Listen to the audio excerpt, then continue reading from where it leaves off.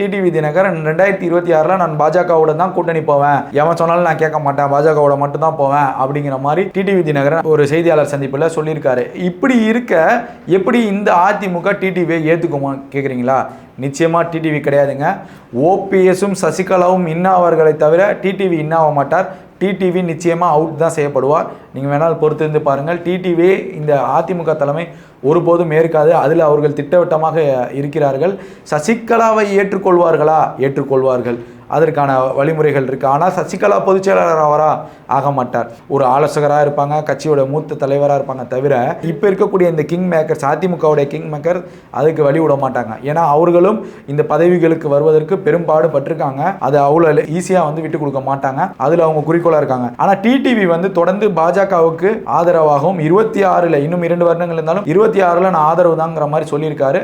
அதனால அதிமுக டிடிவியை புறக்கணிச்சிடும்.